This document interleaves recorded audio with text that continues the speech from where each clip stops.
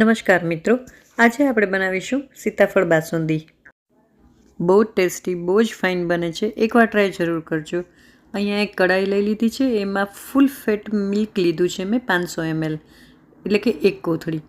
આપણે જે લાલ કોથળી આવે છે ને ગોલ્ડ, એ લીધું છે। ગરમ કરેલું હતું એટલે એની મલાઈ પણ મેં સાથે લઈ લીધી છે। ગેસ ઉપર ગરમ કરવા મૂક્યું છે। ઉકાળવાની જરૂર નથી કારણ કે ફૂલ ફેટ મિલ્ક છે અને એમાં આપણે સાથે મિલ્ક પાવડર નાખીશું। ઉભરો આવવાની શરૂઆત થાય ત્યાં સુધી આપણે એને ગરમ કરશું, પછી 1 ટેબલસ્પૂન જેટલો મિલ્ક પાવડર નાખીશું। જો માવો પડ્યો હોય તમારી પાસે મોળો માવો તો થોડો તમે એ નાખી શકો, કાંઈ પણ, એટલે આપણું દૂધ ઝડપથી ઘાટું થઈ જશે। બહુ ટેસ્ટી બને છે। સીતાફળ અત્યારે સિઝનમાં છે। એક સીતાફળનો યુઝ કર્યો છે મેં, અહીંયા મોટું સીતાફળ છે। બહુ સરસ જ સીતાફળ મળતા હોય છે એકચ્યુઅલી, મોટા મોટા ન હોય અને ઈચ્છા થાય ને તો તમે સીતાફળનો પલ્પ પણ રેડીમેડ બજારમાં મળે જ છે, એ લઈને પણ બનાવી જ શકો। હવે દૂધનો પાવડર નાખી દીધો છે, એને સરસ મિક્સ કરી લેવાનું છે।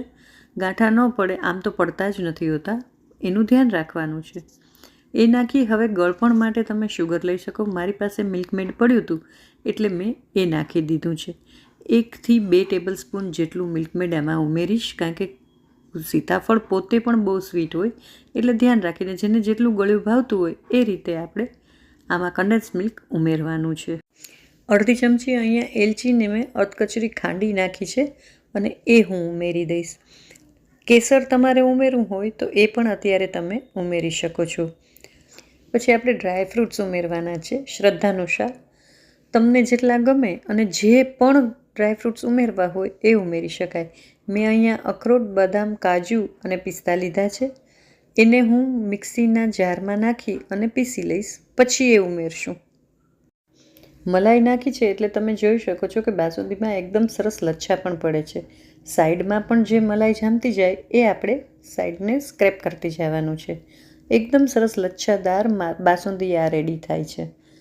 ડાયરેક્ટ તમે કાચું દૂધ લઈને ઉકાળો તો એટલી સરસ નહીં થાય જેટલી આ મલાઈવાળા દૂધથી થશે। મિત્રો, મારી આ ચેનલ એટલે કે દીપ્તિઝ રસોઈ ગુજરાતી હજી સુધી જો તમે સબસ્ક્રાઈબ ના કરી હો તો પ્લીઝ કરી લેજો। તમારા બધાની સપોર્ટની મને ખૂબ જરૂર છે। આ મારી ગુજરાતી ચેનલ છે જેના પર હું અઠવાડિયામાં 2 થી 3 વાનગીના વિડીયોઝ મૂકતી રહું છું। ગમે તો તમે લાઈક કરજો, તમારા ફ્રેન્ડ્સ ફેમિલીની સાથે વિડીયો શેર કરજો। વધારેમાં વધારે શેર કરશો એટલું મને ફાયદો રહેશે, એટલો મારી ચેનલનો ગ્રોથ થશે। તો એડવાન્સમાં થેન્ક્સ કહી દઉં છું અને મારી ચેનલના વિડીયોઝ જોતા રહેજો અને મિત્રો સાથે શેર કરજો। અહીંયા ડ્રાય ફ્રૂટ્સ પણ મેં ઉમેરી દીધું છે અને ગેસને બંધ કરી દીધો છે। આપણી બાસુંદી અહીંયા તૈયાર થઈ ગઈ છે। હવે એક મોટું સીતાફળ મેં લઈ લીધું છે, એનો પલ્પ કાઢી લેશું। પલ્પ ઇઝીલી ફટાફટ એના બી કેમ જુદા પાડવા એ હું તમને દેખાડું। તો એક ગળણો લઈ લેવાનો, એમાં સીતાફળને ઉપરની છાલ કાઢી અને નાખી દેવાનું। એમાં તમે ચમચાથી થોડુંક મેશ કરશો ને એટલે બધા બી જુદા પડી જશે। તમારી પાસે ઓલું દોરીવાળું ચોપર હોય ને તો એમાં પણ નાખીને તમે કરશો ને તો તરત જ એમાંથી બધા બી જુદા પડી જશે અને પલ્પ કાઢવો બહુ જ ઇઝી થઈ જશે। તો એનો પલ્પ કાઢી લઈશ અને પછી આપણે બાસુંદી માટેનું ઉકાળેલું તૈયાર દૂધ રાખ્યું છે, એનો ગેસ ઓલરેડી બંધ જ કરી દીધો છે। ગેસ બંધ કર્યા પછી જ આ પલ્પ ઉમેરવાનો છે। બસ પછી એને એકદમ સરસ ચિલ્ડ કરી લેવાની છે। જેટલી ઠંડી બાસુંદી હશે ને એટલી સરસ લાગશે। તો આપણી બાસુંદી જોયું તમે કેટલી ઝડપથી રેડી થઈ જાય છે, જરાય આમાં વધારે વાર લાગતી નથી। ક્વોન્ટિટી પણ ઓછી છે છતાં પણ અમારે વિડીયો બનાવવા કાંઈક ને કાંઈક ઓલમોસ્ટ રોજ કાંઈક બનાવવું પડતું હોય એટલે ક્વોન્ટિટી ઓછી બનાવીએ। તમારે તમારી રીતે ક્વોન્ટિટી વિચારી લેવાની। જો અહીંયા પલ્પ રેડી થઈ ગયો છે એ હું બાસુંદીમાં નાખી દઈશ અને આપણી બાસુંદી રેડી થઈ ગઈ છે। આજનો વિડીયો તમને કેવો લાગ્યો કમેન્ટ કરીને જરૂરથી જણાવશો। ગમ્યો હોય તો સેમ લાઈક શેર કરવાનું ચૂકતા નહીં। આ સીતાફળ બાસુંદી આપણે ફરાળમાં પણ ખાઈ શકીએ છીએ। લગભગ લગ્ન પ્રસંગોમાં મળતી આ સીતાફળ બાસુંદી બહુ જ ઝડપથી મિનિટોમાં તૈયાર થઈ જાય છે। દૂધ ઉકાળવાનું એટલું છે જ નહીં કારણ કે આપણે એમાં માવો અથવા તો મિલ્ક પાવડર નાખી દીધો છે.